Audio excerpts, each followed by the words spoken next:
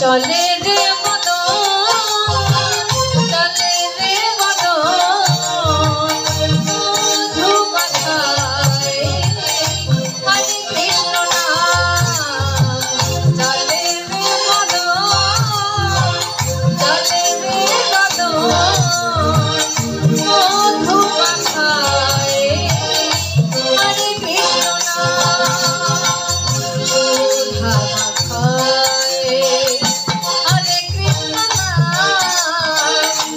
মধু মাখায় হরে কৃষ্ণ নাম সুধা মাখায় হরে কৃষ্ণ নাম মধু মাখায় হরে কৃষ্ণ নাম চলে রে মদন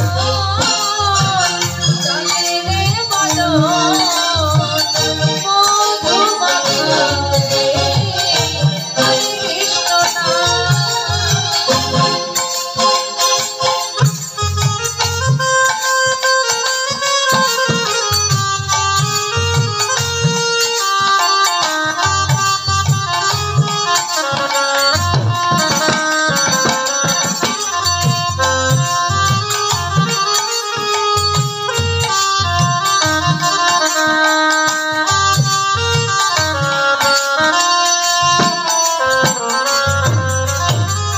ভজরে ভজরে মন গোবিন্দ গোপাল এই হরি নাম ছাড়া গতি নাই রে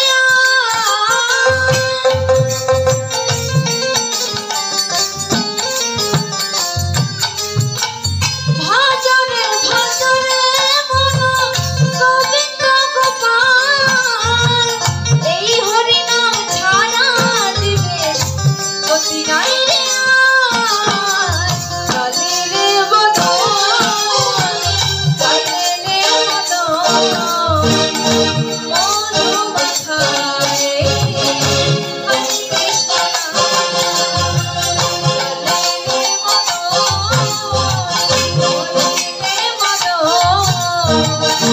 মধু মাখায় হরে কৃষ্ণ নাম দাই গৌর হরি বল হরি বল হরি বল। ও মায়েরা ভক্ত যদি না থাকে কীর্তনিয়ারও কোনো রস থাকে না হ্যাঁ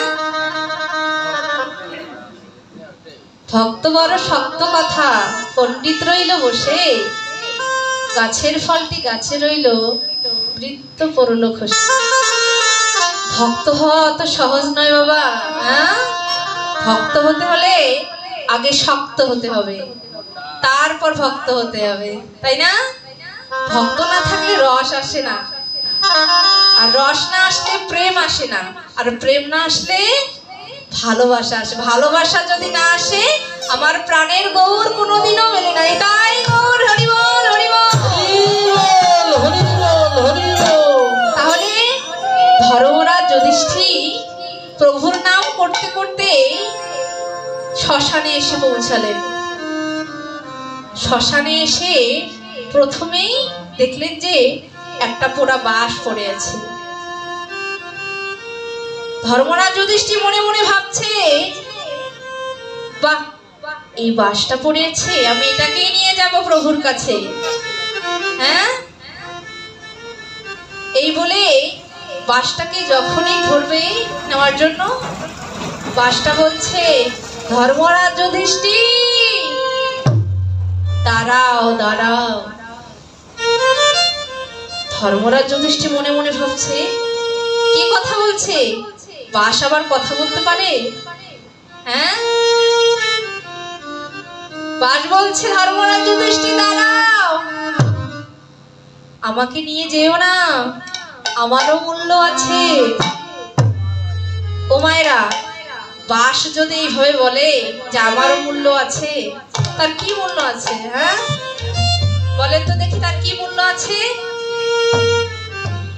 আর ক টাকাই বা হবে তার যদি 1000 2000 তার তো কোনো মূল্য নেই হ্যাঁ ধর্মরাজ যুধিষ্ঠির বলছে, তোমার তো কোনো মূল্য নেই, তুমি তো একটা পোড়া বাঁশ, এখানে যে পড়ে আছো, আর তোমাকে যে আমি নিয়ে যাচ্ছি প্রভুর কাছে, এটাই তোমার ভাগ্য অনেক। ও মায়েরা, তখন বাঁশ বলছে, ধর্মরাজ, তোমার প্রভুর হাতে চেয়ে দেখো কি আছে।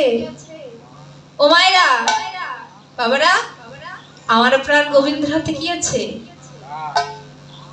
হাতে কি আছে? বাঁশরি। হ্যাঁ, বাঁশি আছে।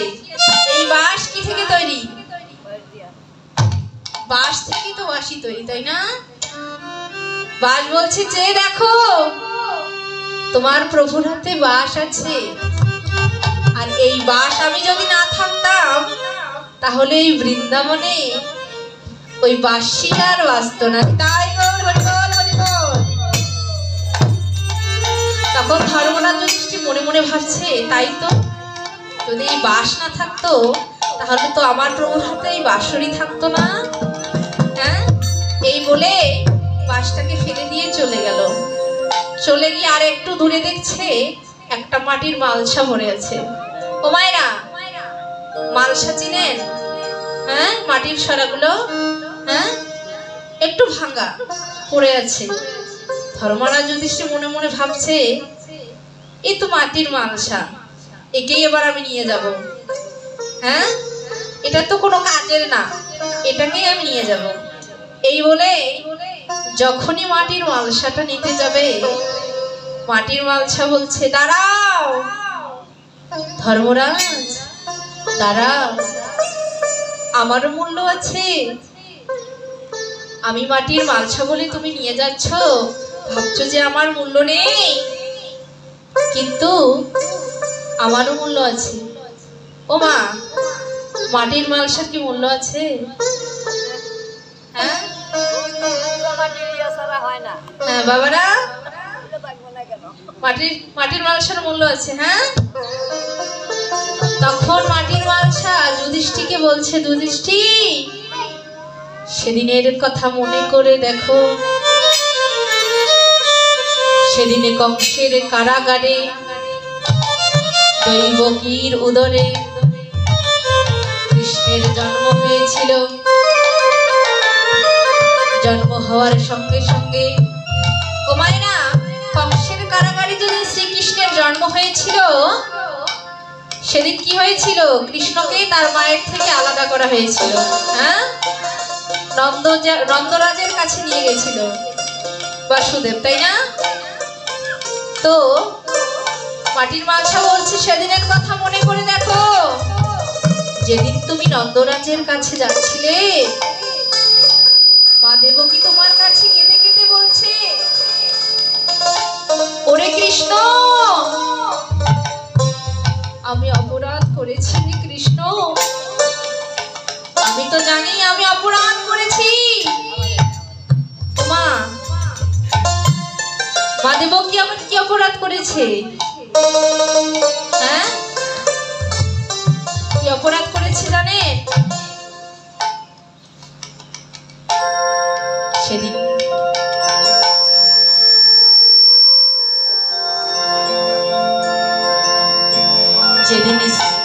যেদিন শ্রীরাম রাজা হবে, তার অভিষেক হবে, মা দেবকী ত্রেতা যুগে রামের মা ছিলেন। কে ছিলেন?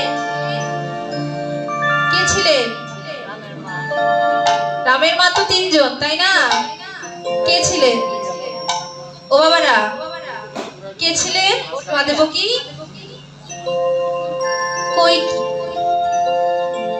মা কৈকেয়ী ছিলেন দেবকী দাপর যুগে।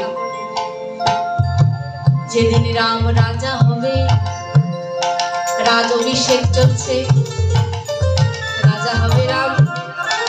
এই শুনে মা কৈকেয়ীর মনে অনেক আনন্দ। বাহ, আমার ছেলে রাম রাজা হবে, আমার মতো আনন্দ আর এই পৃথিবীতে কারো নেই। এই বলে যেই না ঘরে প্রবেশ করেছে, ও মায়েরা, যখন কেউ রাজা হয় শত্রুর তো আর অভাব নেই, তাই না? যখনই মা হাসতে হাসতে